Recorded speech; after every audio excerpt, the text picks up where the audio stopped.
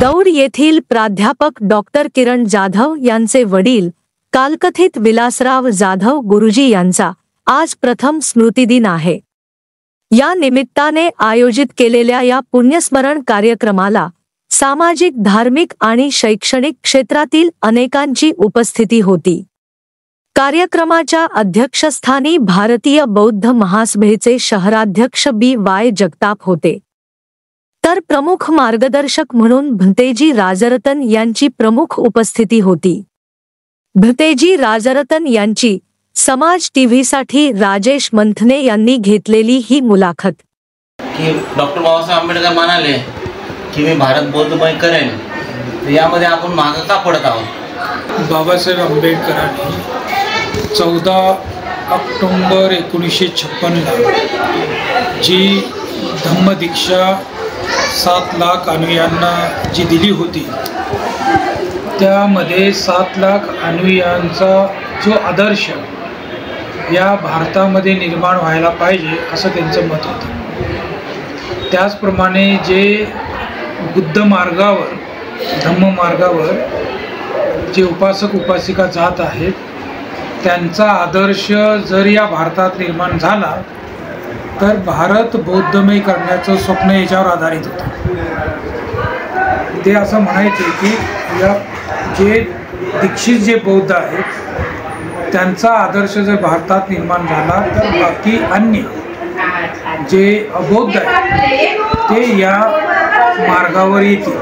म्हणून सगळ्यात महत्त्वाची जबाबदारी ज्यांनी धम्मदीक्षा घेतलेली आहे त्यांनी या धम्माचा अभ्यास करणं, सूक्ष्माधिक सूक्ष्म तत्वांचा अभ्यास करणं आणि त्याचप्रमाणे साधना, शमत, विपස්සना आदी जे मार्गांग आहे ते भावित करणं आणि पहिल्यांदा आपल्या मनाचा, बुद्धीचा, कुटुंबाचा आणि समाजाचा जो विकास आहे तो विकास पहिल्यांदा साधला पाहिजे, तरच मग बाकीचे जे काही बौद्ध लोक आहेत ते या धम्माच्या वाटेवर येतील। म्हणून भारत बौद्धमय करणे म्हणजे काय, तर भारत बौद्धमय करणं याच्या पाठीमागची जी मूळ भूमिका आहे ते धर्मांतरित जे बौद्ध लोक आहेत त्यांच्यावर हे सगळं अवलंबून आहे आणि म्हणून ती खूप मोठी जबाबदारी बौद्ध दीक्षितांची आहे असं बाबासाहेबांचं म्हणणं। बुद्धांचा जन्म भारतामध्ये आहे, वृद्धांना ज्ञानप्राप्ती भारतामध्येच आहे आणि महापरिनिर्वाण देखील भारतामध्येच झालेले आहे। तरी देखील आपल्याला थायलंडचे बनते आले, मिझोरमचे बनते आले, तर मग आपल्या भारतातील बनते कुठं कमी पडतात का, असा एक प्रश्न भेडसावतोय आपल्याला। भारतीय जे भिक्खू आहे आणि त्यांची जी काही संख्या आहे त्या मानाने, बाहेरच्या देशाच्या मानाने ती कमी आहे आणि त्यातल्या त्यात प्रशिक्षित जी भंतेजी आहेत त्यांची संख्या आणखीन कमी आहे। Thailand, Sri Lanka, Myanmar, Tibet, China, Japan, Laos आदी देशामध्ये भिक्खूंसाठी त्या ठिकाणी स्कूल, कॉलेज, युनिव्हर्सिटी आहे आणि त्यातून प्रशिक्षित भिक्खू ते तयार होतात। 1956 नंतर बाबासाहेबांना खूप कमी दिवस मिळाले। 6 डिसेंबरला त्यांचं महापरिनिर्वाण झालं आणि त्याच्यानंतर जी काय आखणी करायला पाहिजे होती, नियोजन करायला पाहिजे ते बाकी बौद्धांच्या हातून ते झालेलं नाही आणि म्हणून आता त्याची काही सुरुवात आहे। काय औरंगाबादमध्ये, नागपूरमध्ये, पुणे, मुंबई या ठिकाणी जे भंतेगण आहेत ते एज्युकेटेड आहेत, अभ्यासू आहेत, आत्ता ही फळी तयार होताना आपल्याला दिसते। परंतु मग ते बाहेरचे म्हणजे जागतिक स्तरावर भंतेजी असो किंवा भारतीय भंतेजी असो तसा तो भेदभाव आपल्यामध्ये नसतो। थायलंडचे जे बौद्ध भिक्खू आहेत तेही भारतात येऊन धम्माचा प्रचार करू शकतील, तिबेटचे असतील, चायनीज असतील, जपानीज असतील, श्रीलंकन असतील, म्यानमार असतील, कारण बुद्ध धम्म हा युनिव्हर्सल आहे, याच्यामध्ये कुठल्याही प्रकारचा संकुचितपणा नाही। म्हणून जरी थायलंडचे भिक्खू आले किंवा श्रीलंकेचे आले किंवा भारतीय भिक्खू असतील, ते सर्व भिक्खूच आहेत, तो भिक्खू संघ आहे. अशा पद्धतीनेच आपण त्या 3 रत्नापैकी एक तिसरं रत्न जे आहे तर ते आपण त्यांना शरणगमन करतो किंवा त्यांचे उपदेश वगैरे. तर आपल्या भारतीय बंधूंनी केवळ महाराजांच्याच घरी न जाता किंवा नवबुद्धांच्या घरी न जाता मातंग, वडार समाज, भंगी समाज किंवा चर्मकार समाज यांच्या घरी जाऊन छोटे मोठे कार्यक्रम घेऊन, ठीक आहे थोड्या अडचणी येतील परंतु प्रयत्न करायला काय हरकत आहे. असं भारतीय समाज जो आहे अनेक धर्मांनी अनेक जातींनी तो विभक्त आहे. आणि या ठिकाणी जे उपासक आहेत त्यांचा असा प्रश्न आहे की जे बौद्ध भिक्खू आहेत फक्त महार समाजाच्याच घरी न जाता अन्य जे जातीपातीचे लोक आहेत त्यांच्याकडेही गेलं पाहिजे. ही चांगली संकल्पना आहे. परंतु बौद्ध परंपरेमध्ये बौद्ध भिक्खूला विनंती केल्याशिवाय तो धम्मोपदेश देऊ शकत नाही, कुणालाही बळजबरीने तो गायडन्स करू शकत नाही. जर त्याला कोणी विचारलं, मार्गदर्शन विचारलं, धम्माविषयी चर्चा केली तरच बौद्ध भिक्षू ते सांगू शकतो. बळजबरीनं जाऊन त्याच्या घरी जाऊन हे सांगणं वगैरे हे आपल्या नियमात बसत नाही.